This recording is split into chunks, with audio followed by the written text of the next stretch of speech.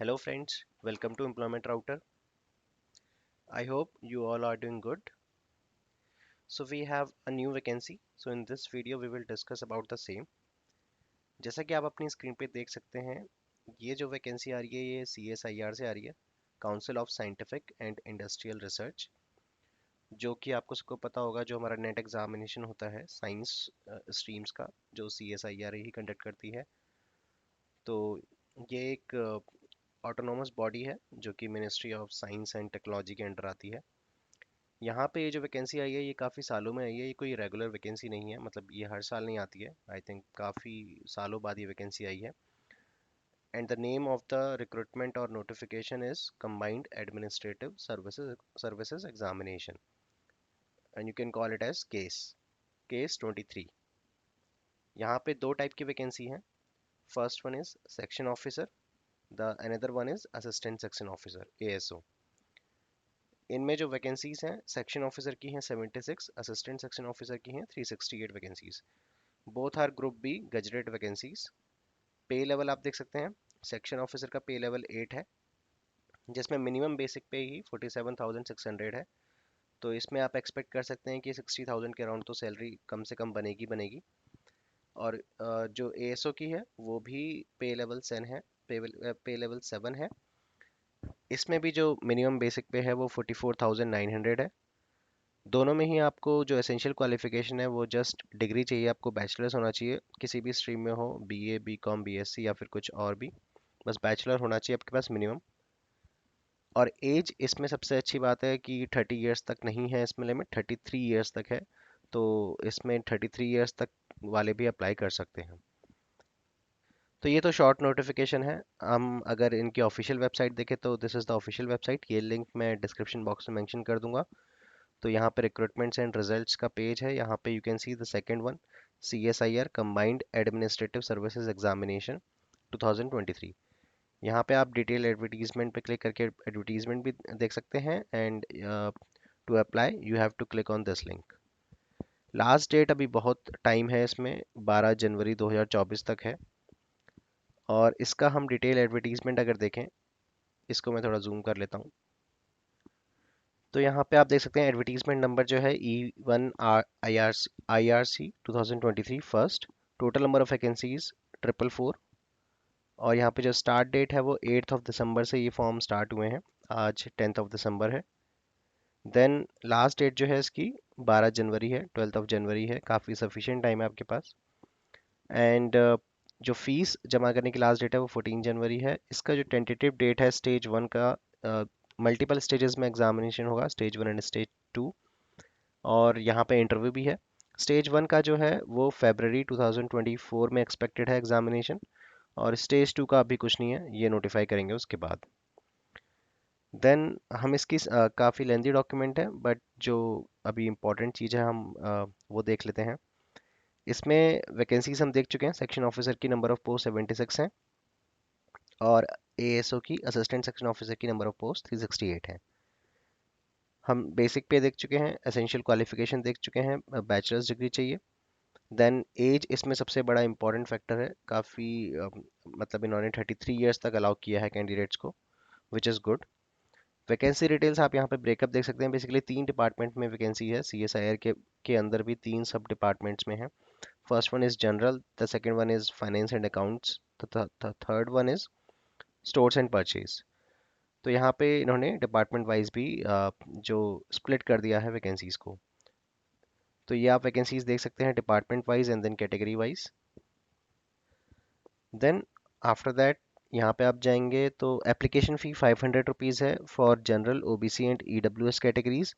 बाकी सब के लिए निल है, वुमेन के लिए भी कोई फीस नहीं है यहाँ पे। रिलैक्सेशन जो जनरली हर जगह होता है कैटेगरी वाइज, वो रिलैक्सेशन है एज में। देन यहाँ पे इन्होंने सिलेबस दिया हुआ है कि पेपर 1 में क्या है, पेपर 2 में क्या है, पेपर 3 में क्या है।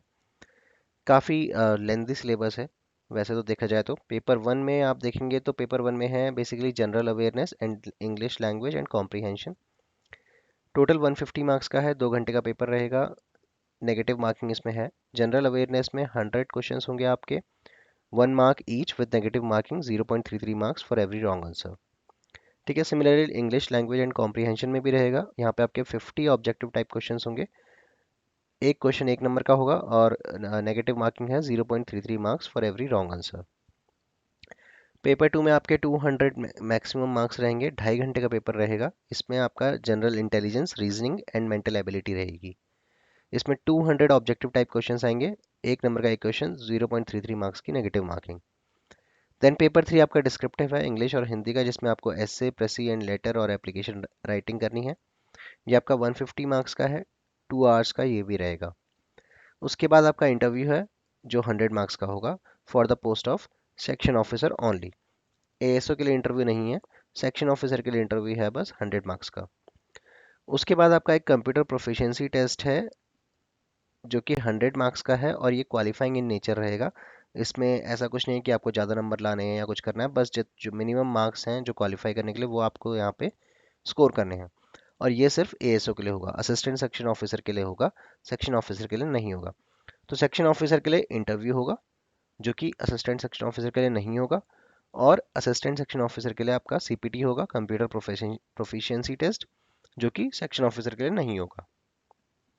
तो आई होप आपको क्लियर हो गया है। तो पेपर 1, पेपर 2, पेपर 3, उसके बाद इंटरव्यू और सीपीटी, ये स्टेजेस हैं आपके रिक्रूटमेंट प्रोसेस की। उसके बाद सेक्शन ऑफिसर के लिए क्या क्या पॉइंट्स हैं, यहाँ पे लिखा गया है कि candidates who secure the minimum threshold marks in aggregate out of 350 marks paper 1 and paper 2 will be called for paper 3। तो पेपर 1 और पेपर 2 जो है, यहाँ पे 150 मार्क्स का पेपर 1, पेपर 2 का 200 मार्क्स का, टोटल 350 मार्क्स हो गए।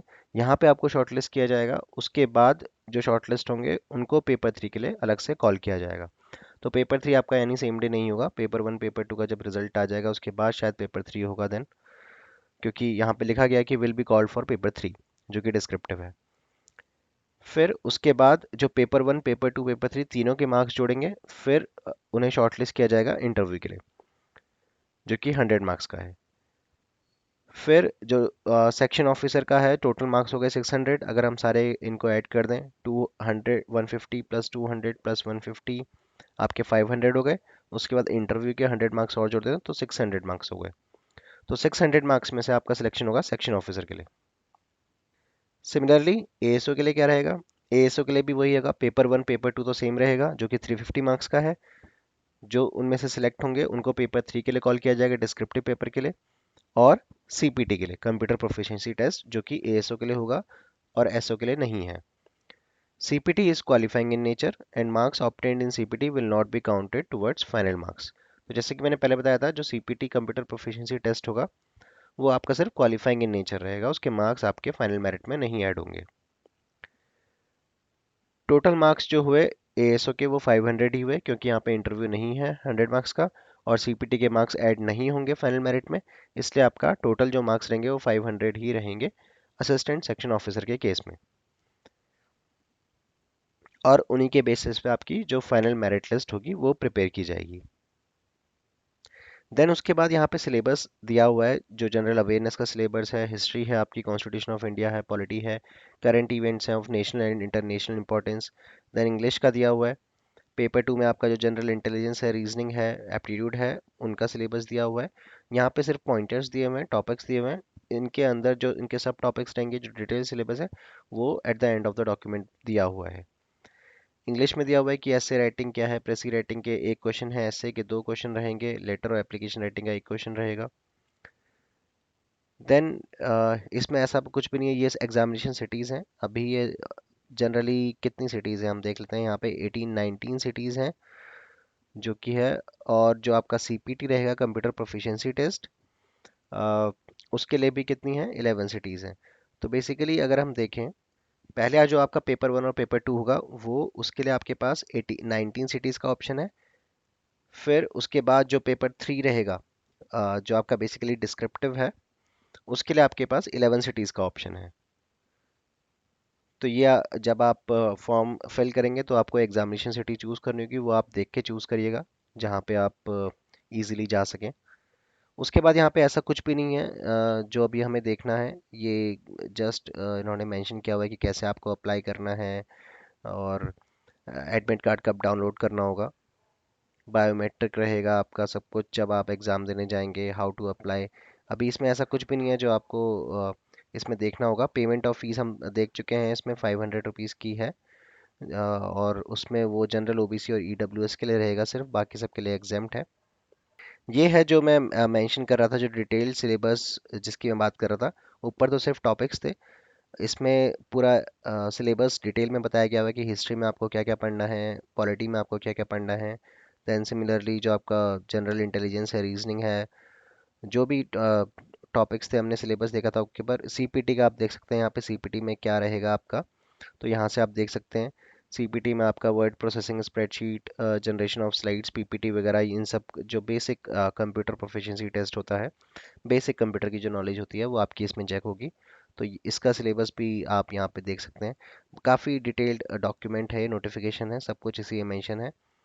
और इसमें ऐसा कुछ भी नहीं है जो अभी हमें देखना हो। सो दैट्स इट फ्रेंड्स, काफ़ी अच्छी अपॉर्चुनिटी है। तो जो लोग प्रिपेयर कर रहे हैं अभी, जिनका जनरल अवेयरनेस, जीके वगैरह और रीजनिंग, एप्टीट्यूड, इन सब में, इन सब की प्रिपरेशन रहती ही है जनरली। इतने सारे एग्ज़ाम्स होते हैं तो वो उनकी प्रिपरेशन करते करते वो जनरली प्रिपरेशन रहती ही है। तो उसको आप कंटिन्यू कर सकते हैं, और काफ़ी अच्छी अपॉर्चुनिटी है।